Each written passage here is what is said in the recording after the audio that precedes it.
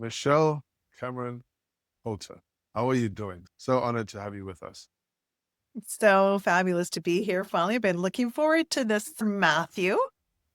So good, so good. Guys, I'd like to welcome to our podcast today, Coach Launch. Michelle Cameron Coulter she's an Olympic gold medalist, 6 times world champion. She's a best-selling author, TEDx speaker, and CEO of Inspiring Possibilities. She became the first Albertan to win an Olympic gold medal in Summer Games and since been included in multiple halls of fame and awarded the prestigious Order of Canada and 2 Queen's Jubilee medals. So amazing. Beyond the accolades, Michelle is a mom of 4, a wife over 30 years, and someone who knows firsthand what it means to rise and fall and rebuild again and again. I am so excited to be jumping into learning about more of your story today, Michelle. This is going to be an exciting journey. Are you ready to get going? Let's dive in, shall we say? Dive in. Yes. So, Michelle, you've got a lot. I've read a lot of your stuff. I've seen a lot of your posts, and I've read a lot of the things that are going on around you. And I'm super impressed. Like, you've got a lot of stuff that you're going and doing on a day-to-day basis.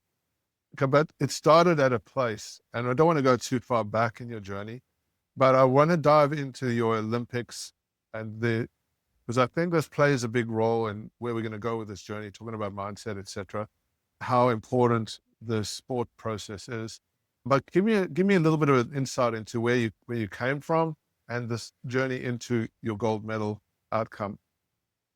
Yeah, for sure. And thanks for having me, Matthew. Honestly, I think that I love sharing this message that is so important and so powerful because really don't know what we're capable of until we jump into a situation. And my story was I was a shy, quiet, sick kid with a tremendous fear of the water.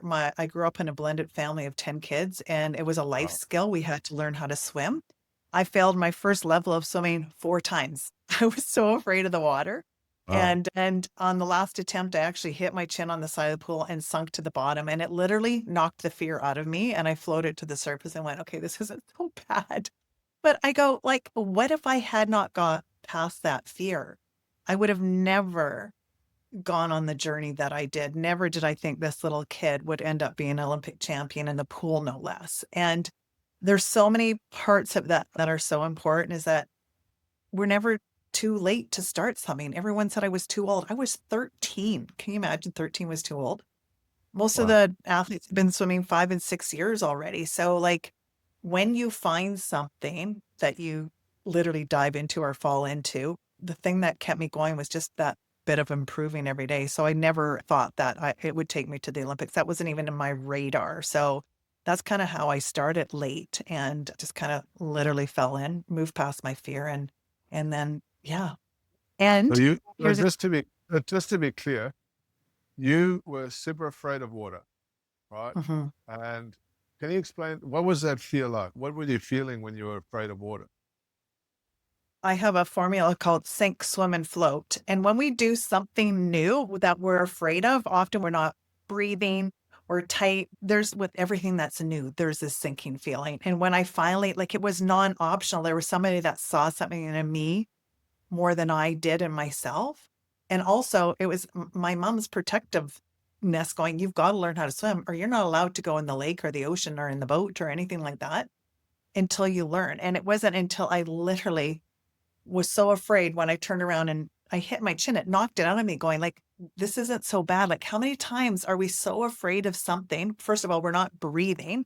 We're frozen in fear. But when we let go, I don't know why they call it the dead man's float, because when you let go, you actually float to the surface. It's like a life skill. But when we let go, it's never as bad as we think.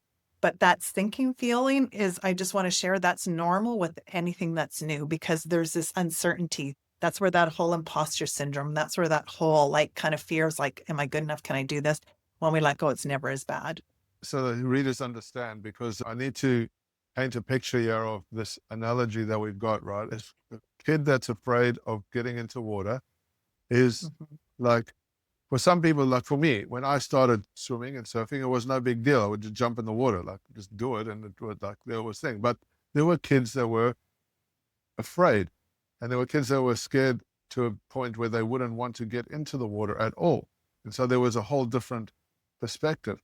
From what I'm hearing from you is your family wouldn't allow that for you too much because you just had to do the thing. Maybe there's Yeah. a bit of that thing that's helped you to drive and say, well, I just had to do this thing. But I Mhm. want to really understand, like, were you really afraid of the water? Yes. Well, actually, I almost drowned when I was younger. And my Wow. mom also witnessed a cousin drown. So there's this underlying kind of Wow. safety part of it. Wow. So the fears can come from a number of different places. Did you know we're actually only born with two fears? The rest are learned. So that's a great question that you asked. Like, where did that come from? And the two fears that we're born with are loud noises and falling. Like if you watch a baby loud noise, they'll jump, or falling, they have that feeling. The rest is all learned. So there's been an experience that's contributed to that fear, something that's happened in the past that's typically something that triggers a fear in us. And is this what you were So, experiencing at that from that? You were mhm, memorizing things, or you had these analogies, stories going on in your head about something that may have happened, and you kind of mhm, internalized that, and it's kind of mhm, been a barrier for you. So now you've mhm. got to this point, you've bumped your head, banged your head. Was that scary? Like what happened there? No, it just like all of a sudden it was relaxing. I remember looking up from the bottom of the pool going, this is not so bad. Floating to the surface, right? And then I went as far as I could in swimming lessons, started to, go as far as I could. And then, fell into the sport that I didn't even know what it was, synchronized swimming. Back then, people didn't know what synchronized Wow. swimming was. And because I started so late, like literally I tried out with my sister, and you just needed to be able to swim a length at that point in time. And we made the club and had to be back at 5 the next morning. So it literally was like jumping into the deep end of that sport. And I never turned back. Like it was every single day training from there. And then I worked up to training 6 to 8 hours a day. So it was literally full bore ahead from when I got I used in. to have, my dad used to say to me, I'm going to knock some sense into you. Good old dad. I love my dad. He was a good old chap. But he used to say, I'm going to knock some sense into you. Is that something that might have happened when you had knocked your head on the pool?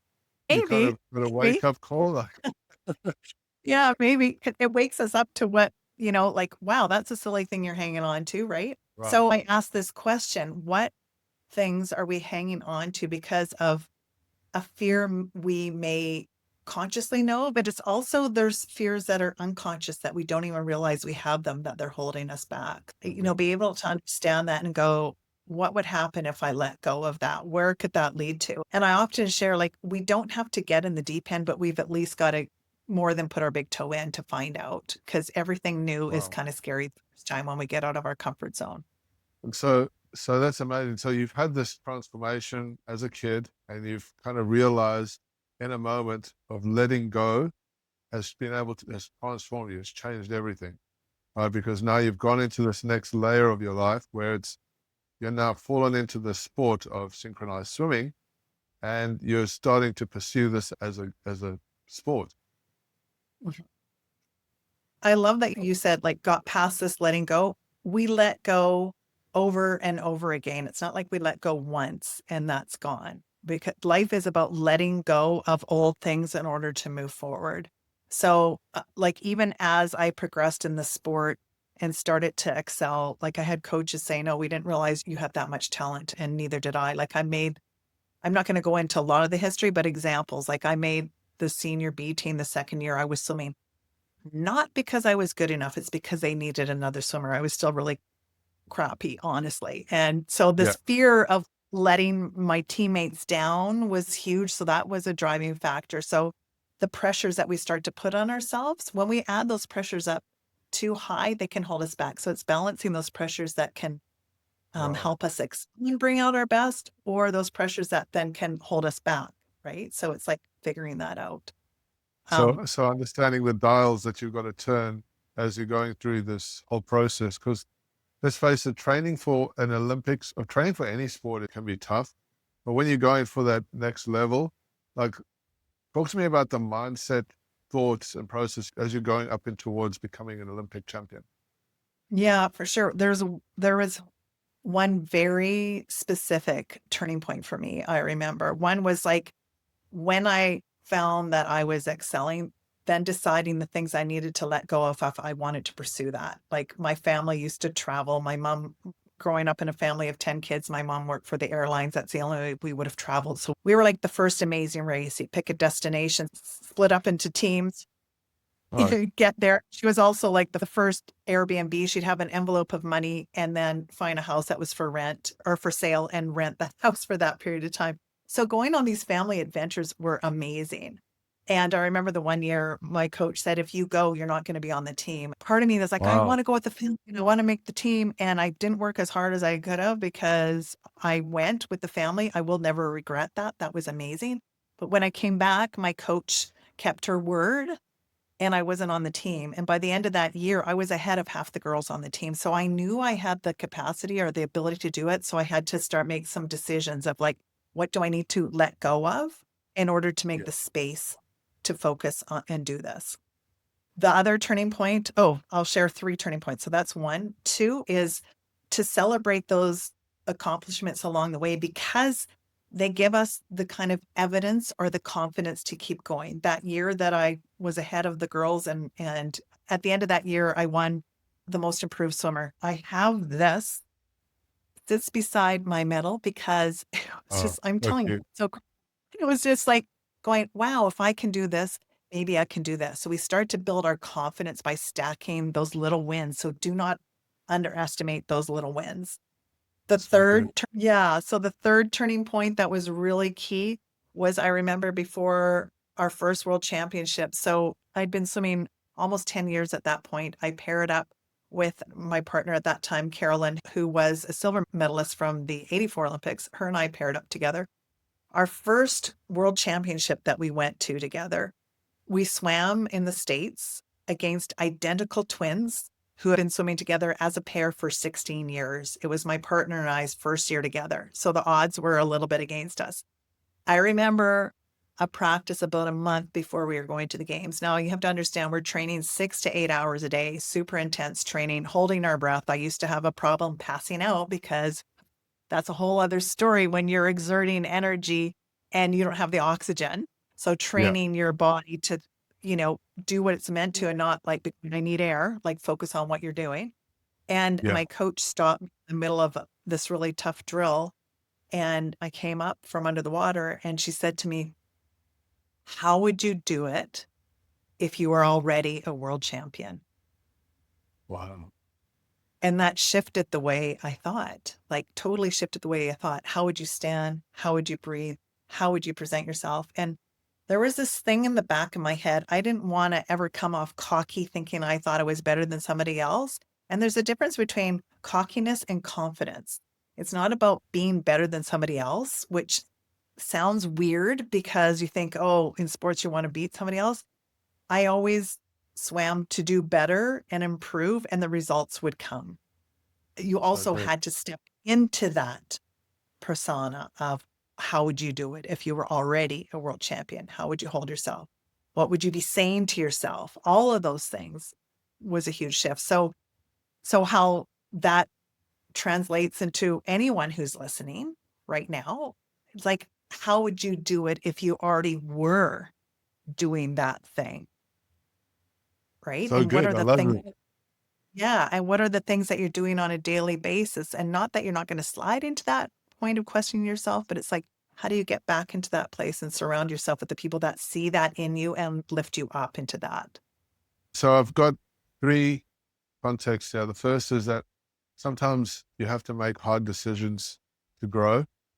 That Hmm. doesn't come easily to many people because within that message, there's sacrifice or Hmm. there's missing out on family time, but missing out on other goals that you might want to achieve. And that's not easy for anybody to do. What was number two? Number two was To celebrate those accomplishments as you go, to celebrate even small the wins. little ones. Small wins. What a huge reframe to take on board because it's the small wins that help you motivate you to the next one, right?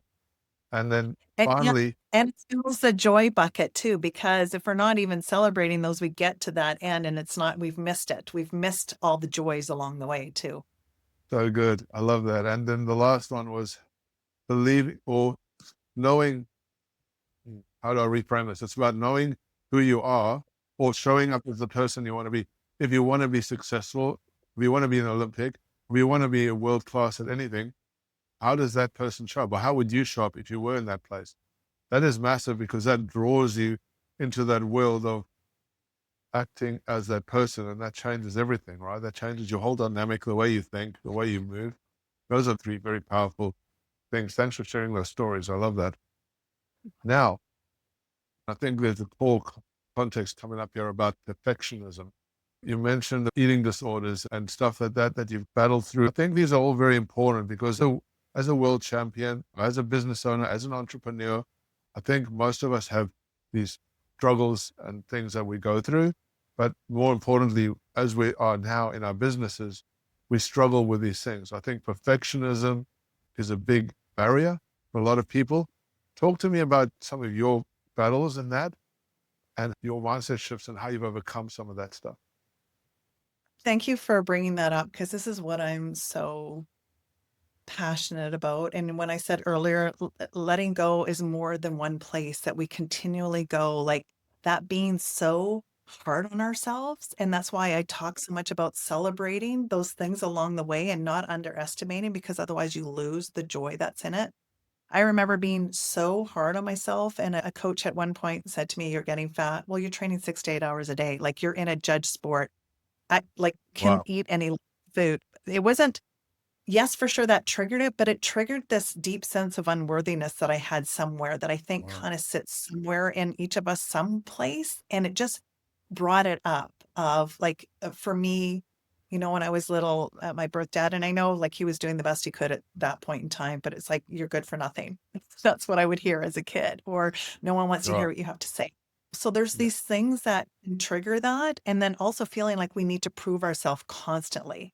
Like we have to prove ourselves. So yeah, the last 5 years of my swimming career, it's almost unfathomable to think that I could put my body through what I did and perform at that level, which was drained every bit of me and sucked so much of that joy out because I was very isolated. Like no one knew what I was going through.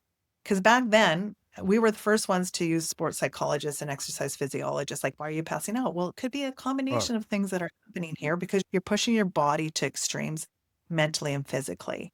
So, dealing with that, if I showed a weakness and I wasn't worthy or didn't have what it took to go into those pressure situations, what I've learned since then, with all the years of studying, how do we get into peak performance without losing ourselves in that process, without it costing us the things that are the most important? Because I could have done that journey without going through that, had I been able to have open conversations of the pressures and the struggles that were happening, right?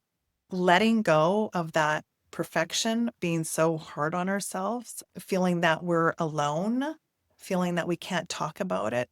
It took me a long time to actually share that I was having those challenges after. And the catalyst was I didn't want my kids to go through that. I had 3 daughters and a son, and I didn't want them to be that hard on themselves. And what I started to allude to is through studies, I've learned that over 80% of high achievers, especially women, deal with imposter syndrome, which is a trigger for that.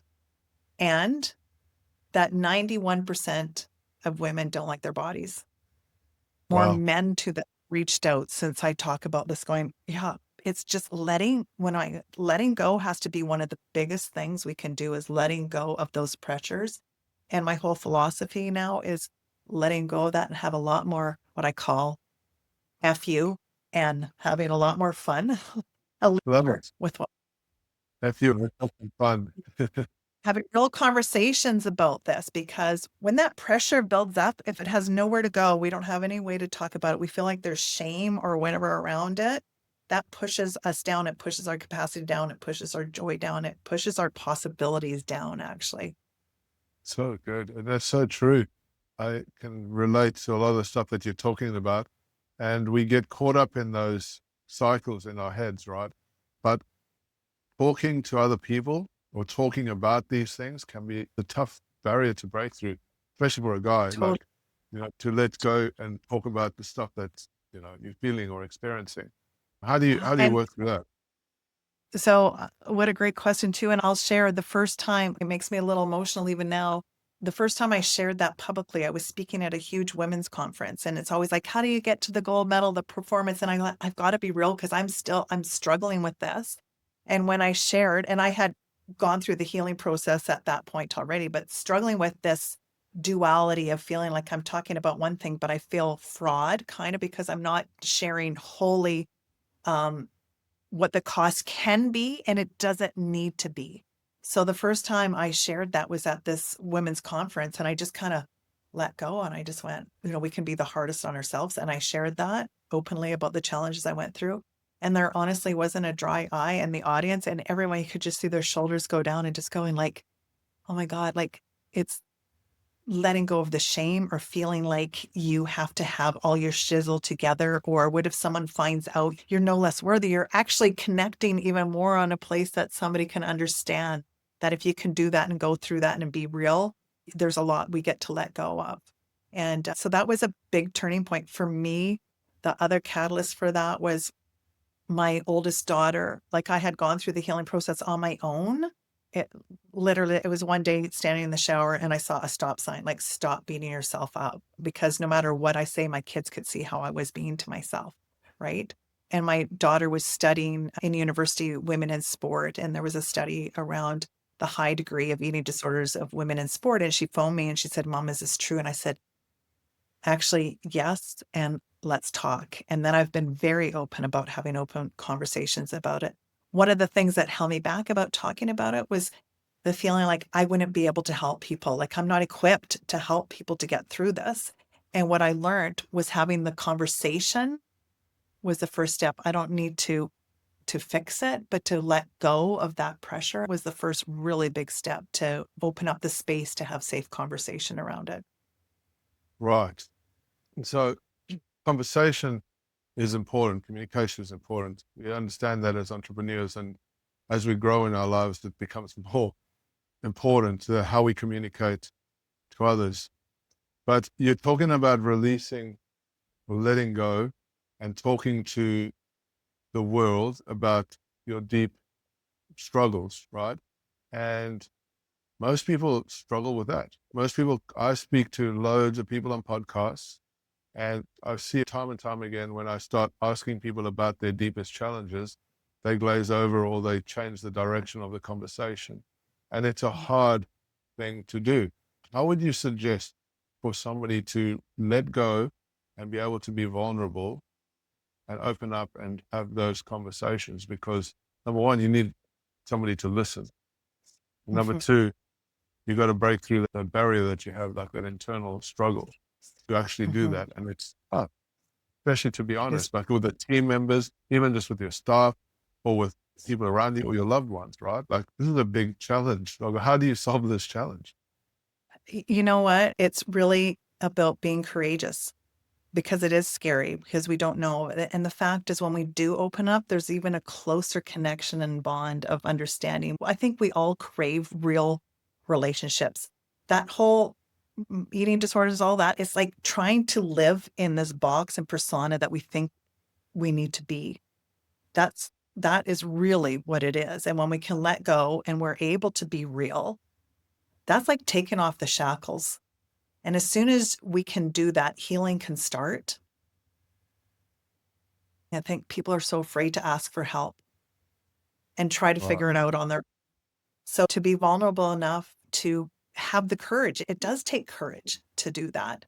And it's also, I'm trying to figure out how to share this, because we don't also want to come from it coming from a victim place and a martyr place, but here's where I am and I want to move out of this. So there has to be a willingness to, so it's not just to share it for the sake of like being in that place, but it's like, I want to share this because then we can understand each other even more. And now I can start to take the steps to move forward out of this. I might not even know what that looks like to do it, but it takes courage to have these real conversations, no matter what it is. Like, I'm stuck in business. I don't know what I'm doing. And it takes courage because we have this persona to think, well, if I don't have my shizzle together, no one's going to want to work with me. The fact is, the more real we are, then it's like, oh my God, you're a real person. I can actually talk to you and feel like I'm not failing because I'm sharing Yeah, something about where I'm stuck or where I'm for having sure. challenge. I And so love we that. spend more time being stuck because we're afraid what people are going to think. If we open up and we're courageous to have those conversations, it brings down the walls, it brings down the pressure in order to let us take that load off and actually move forward and have the support system around it to do it. How would you propose creating a support system? Because if I went and started talking around, say, my staff or my family, and I just started blurting stuff out about how I'm feeling, it might come across as, this guy's weird. He's lost his mind, and Mm. we need to get him into a loony bin. It obviously needs to be done in an environment that makes sense. How does one go about creating this? Like, if I'm going to let go and talk about my deeper inner feelings, tell me, let's go take a step back. When you did this, right? When you took Mhm. this leap and you released this, you were at this event and everyone's connected with you. How did you feel? What was the transformation like personally to go through this?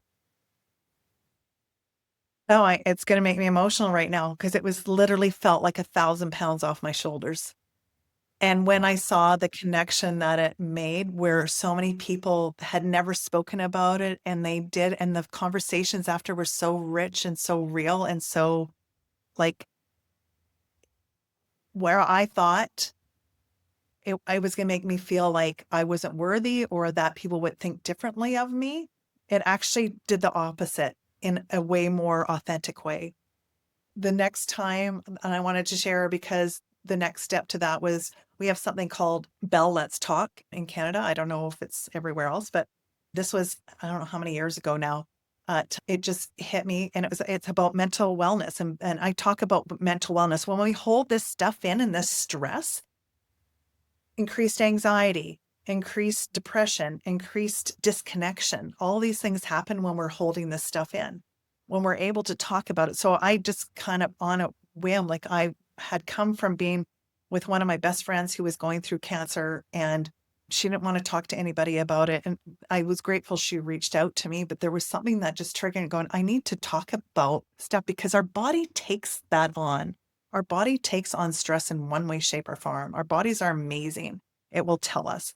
And so I ended up going live on Facebook with this, and my thing just blew up, and I didn't know what I was going to say. I was just being raw and real and talk about putting it out to the whole world. It makes me emotional because the amount of people that reached out and just said, thank you. And they started to talk.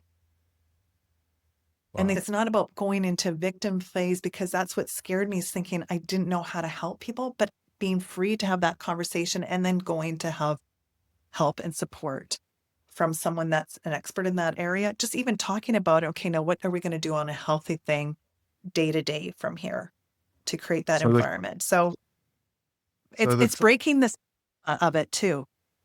The yeah. stigma, thinking that we have to have all our shizzle together. We have to look like, and I'm telling you, I go through phases of that too. And I think that's one of the things that has helped me back in some ways on other areas. And we talked about this before we got on the podcast is that even for myself, I found myself going in waves of expectations that I put on myself that are unrealistic. Like you're a world champion here, so your standard of excellence needs to be here all the time. That's not realistic.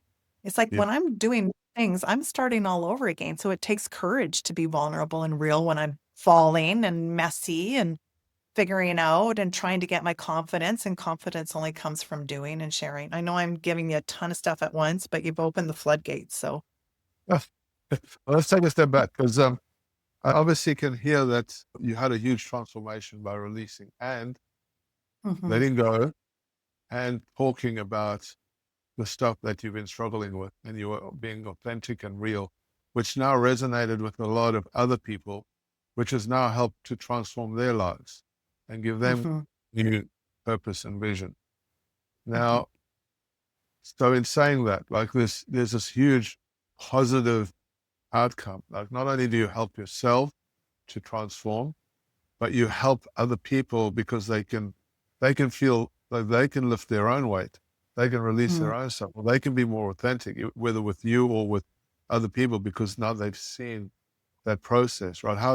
How life changing is that? Like it's totally transformational. So for you, you've been in this process and you've done this for yourself, and I can tell it's changed your life amazingly, and I can tell from following your stuff that you've changed lots of other people's lives. But let's take a step back, right, and go back to my previous questions. We will go into your process. Let's talk about a process, right? For somebody that wants to go through this, because you help people break through perfectionism and fear and step into their Mhm, full potential so they can live a mhm. joyful, fun life sustainably. I love that context, right? This is what you do. You help people, individuals, go from perfection and fear to step into their full potential with joy and sustainability. How Mhm. amazing is that? And this is Yeah. probably one of the pieces of the puzzle, right? Is letting go and being your authentic self. I think that is Mhm. super amazing. So talk us through some processes or steps that people can use Mhm. today to start breaking through these barriers. That'll be really helpful. Yeah, absolutely. I'll take you through the steps. And before I do, I want to share one story that is a big catalyst to what I do. And anyone who's listening who has kids, my children have been my greatest teachers, honestly. We've got 4 children, and every one of them has stretched me and taught me in different ways. And I will share a particular story of my oldest daughter when she was only 10. She's now a young adult and a teacher, which she was a born teacher. But when she was only 10 years old and I was having a rough day, it was still in the middle of all this stuff. And I was rushing and racing I was late getting somewhere. I was obviously stressed out. A vein was practically popping out of my neck, leaving late. And she opened the garage door and she goes, Mommy, remember I love you. And remember the energy you put out's the environment you create. Oh, Oh my God, out of the mouth of babes. Like I wasn't ready to hear that, when you're in that elevated state. And how true was that? Like so incredibly true. The energy we put out is the environment we create. So wow. if you take that as a foundation for anything today, like take that. I will share a science experiment that she did too, and then I'm going to go into the process that the Gotcha. foundation to living our best and really diving into our potential. But I want to share this story because the same daughter at 10 years old, again, the profound, like kids are so wise because they don't yet have limits on them of what's possible and what's not possible. Wanted to do a science experiment on the effects of positive and negative thoughts on our energy. So I'm like, yay, that's great. How are you going to do that?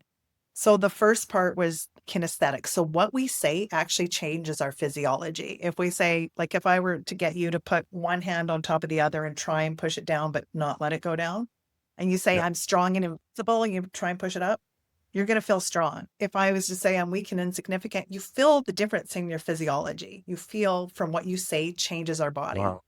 Yeah. So that was one part of it. The other part, which was amazing, is she planted bean seeds. So there's positive, negative, control, same soil, same sunlight, same water.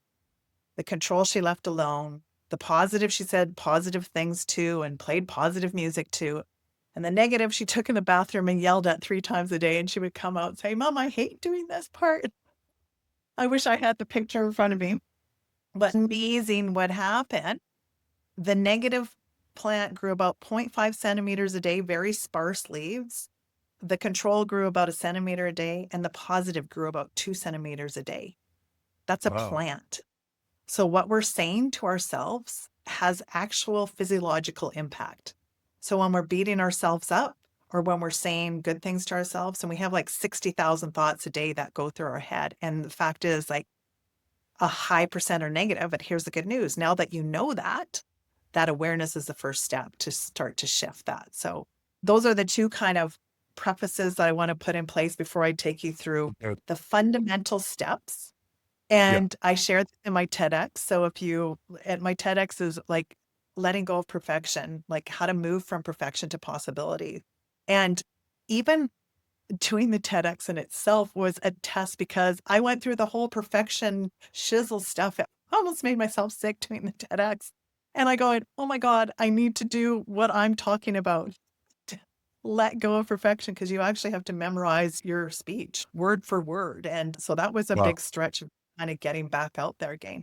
Yeah. The foundation of it And that's why I brought up children, because when you see kids,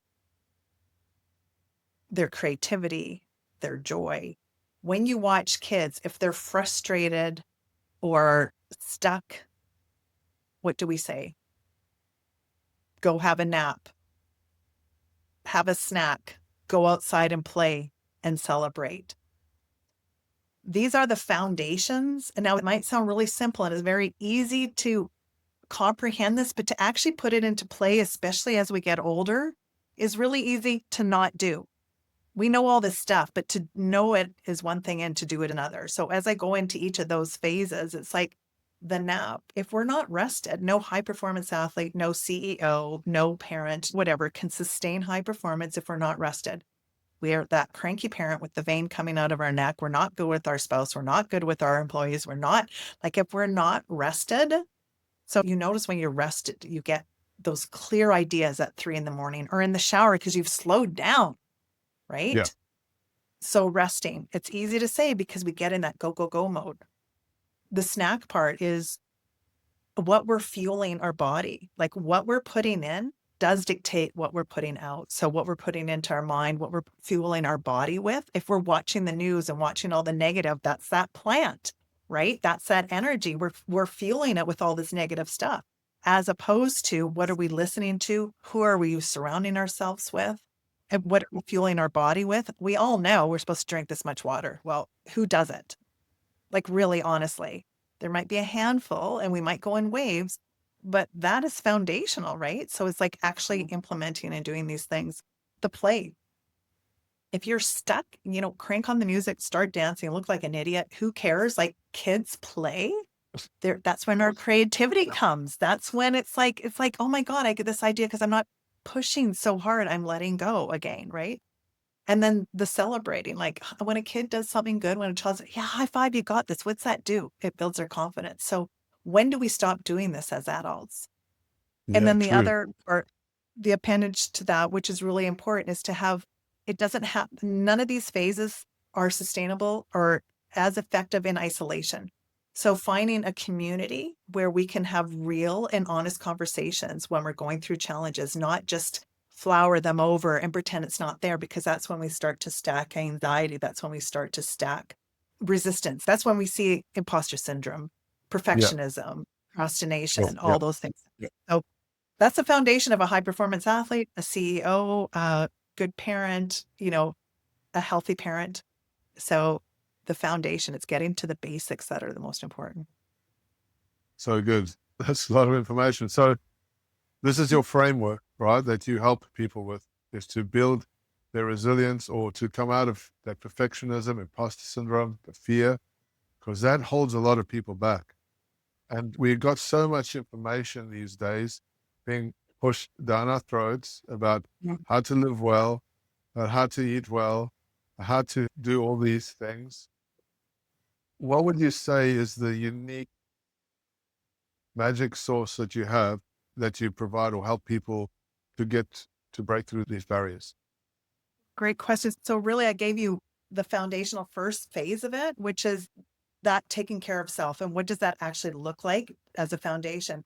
Then secondly, it's really letting go of the things that are holding you back, the old beliefs, the old systems. I remember years ago when I finished swimming, I was trying to figure out what the heck I was going to do with my world. And my brother's like, you should go see this guy, Tony Robbins. I didn't even know who he was. We went on this island for 10 days and like, it was amazing. I didn't know who this guy was. We learned how to like walk on fire. And one of the things we had to do was climb this pamper pole and jump out to this trapeze. So a pamper pole is like a telephone pole. Like you go up to the top of the telephone pole and it's swaying in the wind. And then you got to jump out to this trapeze. And I was just like, oh my God, first of all, I don't like heights. I get up there. And it was interesting because as the trapeze is going back and forth, I stopped for a moment and realized that I've got to leap when it's furthest away, not when it's closest. Because if I leap when it's closest, it's going to be furthest away. So you got to leap when, like, have that faith to leap Yeah, through. right. 99, oh, I'm going to say 100% of the people that didn't get the trapeze, guess what? They were hanging onto the security rope. There's no way they could have got it. So what do you need to let go of in order to take that leap? And then the Uh-huh. third one is being able to sorry, I'll let you pause in there because then there's 4 steps to the actual process that I take you through. So it's identifying those things that we need to let go of, and we don't even know what they are until they arise. And sometimes we can't even see what we need to let go because someone else can see it before we can. We can't see we're hanging onto that rope. We can't Right. see what that thing is holding us back or that old belief. And then the next phase is actually claiming it, like claiming and leaning in to claim what it is that you want. I actually had the license plate gold 88 on my car the year before the Olympics. So it's like claiming it. You could think, oh, that's just being all that in a bag of chips. But it's like, no, you need to claim it, Yeah. right? Okay. And step into that knowingness of it. And then the Gotcha. last part is that community. Like doing this in isolation, there's no way we can sustain. So it's finding that community that really is going to lift you up through those moments. Awesome. So that's really cool. So step 2, your magic source is to help people let go, from what I'm hearing. Mhm, And mhm. we like that is so powerful if we put that into context and reframe that, because I believe 100% what you're saying. And I can so connect with that because we all hold on to stuff. That's what's holding us back from moving forward. And here's the thing, right? Personally, I don't think that many people know how to let go, or what it means to let go, or what that even means, or what does the process look to let go. You can just say, oh, I'll let go. But No, what does that even mean, right? there is a whole process to it because here's the thing, when you've hung on to things for so long, it's actually in your cells. So there's a process to go through to actually get that out of your system and it will, and it's not a one-shot thing. It's over time. We build that resiliency. And that's one of the things that I think that is really a big challenge post-COVID. It was before, but Yeah. even more so is resiliency to keep getting back up. That's part of it. And it keeps it, like we take off those layers, but healing really comes from that. That's why somatic healing is so big right now. That's why breathing is so big, like not underestimating the power of breathing and moving that fear through our body, moving those old belief systems through our body. We can't just think them out. We're not going to just think them out. It Right. actually is a process that we go through to continually get them out. I'll share one more story of a powerful example of that. When my TEDx came out, well, 2 things I'll share. I lost my mom to COVID during COVID. And that was really hard. Like my mom was amazing. She started her last company at 75. I was working with her in her last company. We went head to head a lot. We had our challenges, but I miss her now and I cherish the lessons that I wish I would appreciate it even more then. But Yeah. it really took me a long time to get myself back up again. And then I had a friend that asked, they said, you should apply to do a TEDx. I don't think anybody could talk about letting go of perfection like you could, like you were at the extreme of what perfection was. That was what your whole career was about, perfection. How do we let go of Yeah. that? For me to jump into doing that took me through the whole process that I talk about. Like I actually had to live it. The irony is that my TEDx came out probably 2.5 months after I did it, and I was visiting my birth dad at that time, which triggered all these unworthy things. And he's like, he doesn't really care about what I do or understand. And I get to let go of that too. But it took me into this spiral of I lost my voice for 10 days. Like it's like Wow. when we think we're healed, there's going to be things that trigger us.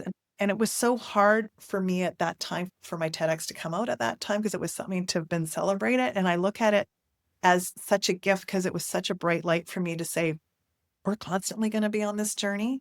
And it brought me back to understanding it's not just one time. It's every time we do something new and we're stretching ourselves, it's going to continue to take that courage and go through these steps that I literally went through to get myself back, to get my voice back again and go like, I get to now come up even another level of understanding and having that courage to keep moving. So I know that was a lot to share, but I just share because it's not all of a sudden you get it and you're done, but you've leveled up and it's like we understand ourselves even more and then we can reach out even further with what we're capable of doing, inspiring possibilities. It is the courage to jump in over and over again. So good. You're obviously very passionate about your topic, and that's really good kind of source that you're bringing to the table here. And I'm absorbing all of this information. It's a lot to take in. But I do get it. I do understand the whole context of it because letting go is tough. But when you have a framework or people or groups of people that are helping you do it, that'll make life a lot easier, right? So many people trying to do the stuff by themselves. And it builds, like you said, if you keep that stuff in over a long period of time, it builds inside of you. And then there's resentment, there's anger, there's regrets, there's frustration, there's thinking about rumination and your past and all that kind of stuff that kind of perpetuates and it does you no good.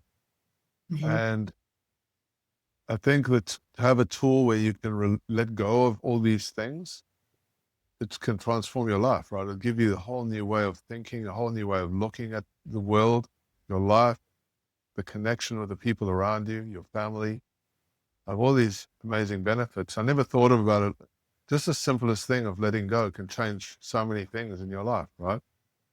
Taking imperfect, excuse me, taking imperfectionism here and turning it around by simple tools used to let it go.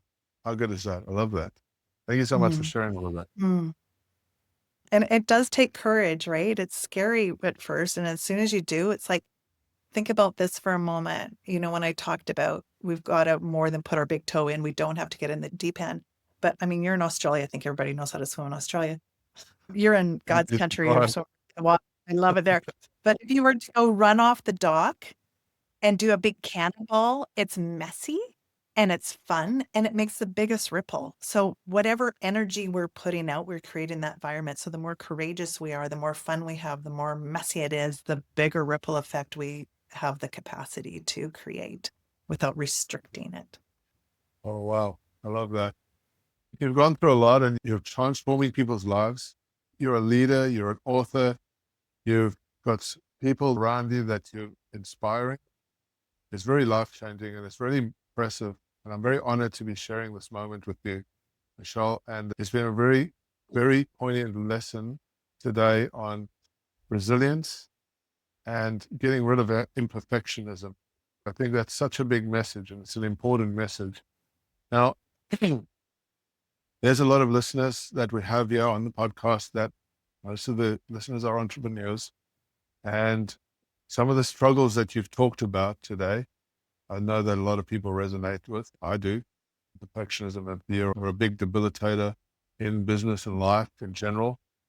And being able to open up and communicate effectively with the people around you, your family, and your staff, all that kind of stuff, it is so important to do, but yet we don't intrinsically have those tools to do it. So we need to learn from people like you. We need to learn from experts and masters who have mastered their trade, and that shortcuts the process for us as entrepreneurs wanting to grow and learn. I would like for you, please, if you could, what inspiring message would you give to entrepreneurs out there who are struggling with things like doubt and insecurities and imperfectionism? Like, what message would you give to them to say, this is how you can move forward in your life? Yeah. You know, to first of all, stop being so darn hard on yourself. It sounds so simple, but it's like just that awareness of and going, it's okay if it's not, it's never going to be perfect, first of all, and that we get to have a lot more fun and honestly to not try and do it on your own. I am so excited and proud that I've restarted up my inspired action and momentum pods. It's like, what do we want to say that we are? Like I am, you know, having fun and fearless and courageous and we're not doing it alone. So being able to we form these teams. So it's like you're on this small team and you have this, we talked about this early on, Matthew, and that's what I love so much about sport is that you're on a team and everyone is seen and heard and it matters that they're there. And so like creating an environment where there's people that you can trust that are going to lift you up because you're all going to take turns where someone's not having a good day, but the goal is to not be down there. Let's not be real about the days that are down. Like don't pretend that's not happening because it does, but let's just get up faster. And that's one of the goals of this, creating that environment that we get to be real on and move forward in a healthy way and celebrate each other. Like we don't do it. So where are the environments where we can be real and just say, hey, this is what our challenge is. How can we, you know, face this together, not attack it? Because that's an energy. The words we use are so powerful too. Like, how can we look at this? Like, okay, this is fascinating. How can we approach this? And how can we make this more fun? So if we lighten that atmosphere, we're going to get a lot more done. being in that healthy environment where we can be real, where we refuel constantly, where we're celebrating each other's successes, and where the values are having FUN. Like the more fun that we're having, it's like we're figuring, guess what? We're all figuring it out together all the time. Anyone Okay. who's a CEO or whatever, they had to figure it out. I say, like, we can thrash across the pool, or we can have more fun and have someone say, oh my gosh, did you know I see this in you? You might not see it in yourself, like that coach who saw it in me. Like, we get to see in each other.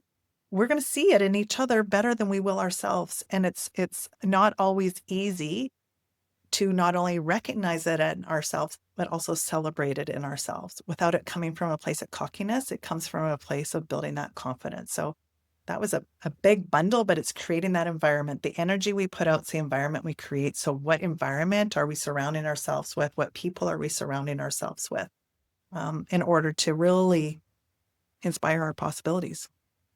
And we So you, rise. We're faster I want together too. to take a step back. And I want to highlight this because it's something I think that's important to mention. Is you talked about your pods. What did you call it? Inspired action and momentum, Inspired because it can action. be action and busy, but it's not inspired and moving in a So direction. you have this thing where you have these pods. So you're creating groups of people in groups where they can bounce off each other, entrepreneurs mostly. They can be coached by each other, learn from each other, and build a more impact together in these communities. Like, talk to me about what that's doing. How's that helping entrepreneurs, and what are they getting out of that? Well, it's creating a safe environment where we are constantly working on the mindset part, because it's easy to slide off. It's like keeping that coal near the fire, keeping the fire going by staying in it. And what I've done with the pods is everyone chooses two goals that they want to move forward. One is always health and well-being. That's foundational, because how many entrepreneurs burn out? So it comes to those basic foundational, that is it. And then what is the goal that they want to get traction on in that 90 days? And people can have different goals, but it's amazing how they learn from each other. I create the container in order to stretch and continuously be courageous and stay accountable through it, so that we're keeping our words to each other, but it's creating that container that's safe. And I'm creating an ecosystem where you're not only on a team, but then you're part of this bigger ecosystem that is that place that you were talking about, where you can have real conversations and go like, okay, this is what I'm having a challenge with. I don't even use the word problem. It's a challenge, because a challenge we can take on. And then it's like, okay, how do we move forward? Oh my God, I was feeling the same way. This is what I did. And it's constantly, repetition is the mother of skill. So we can know all these things, but unless we're in a constant environment to hold us in that space, you don't decide you're going to go to the Olympics and then, it's going to happen. You've got to be in that environment that can take you there, right? It's like whatever we Totally. decide to do, create that environment that is going to elevate us and keep us healthy. That is foundational to what I'm doing, because it doesn't matter if you get there and there's no joy and you're burnt out and you've left your family and your health and your relationships behind. Yeah. So good.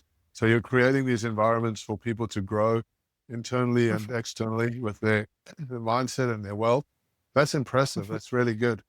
I think in this day and age, we're so disconnected from each other. And that's one of the big problems that's affecting us in society, right? And to Mhm. bring people together, like the power of that is huge. That allows people to connect with each other, grow together, and learn from each other. I think that's an amazing thing.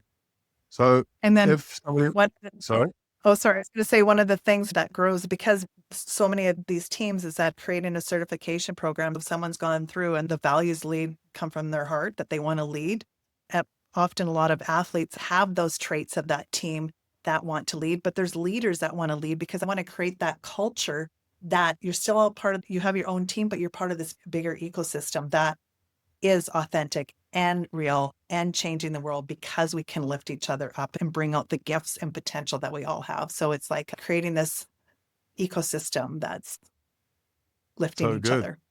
I love the word Mhm. team. You're bringing team into it because team is important. If we're all working together in the same direction, it all happens Mhm. so much smoother, faster. Where the camaraderie, the growth, the joy, the fun.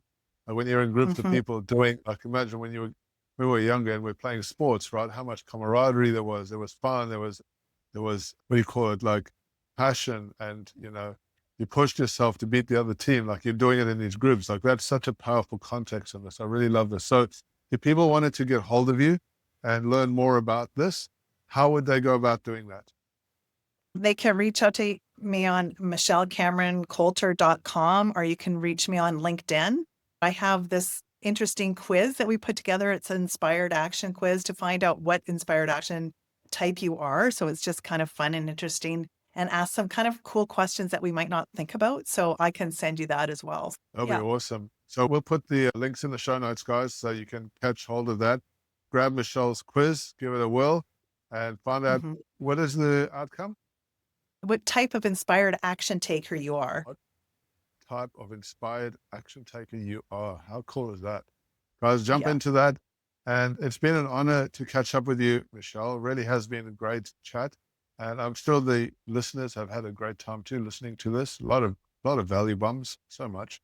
And honored to have you here. So thank you so much.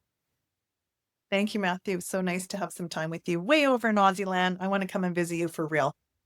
No worries. Awesome.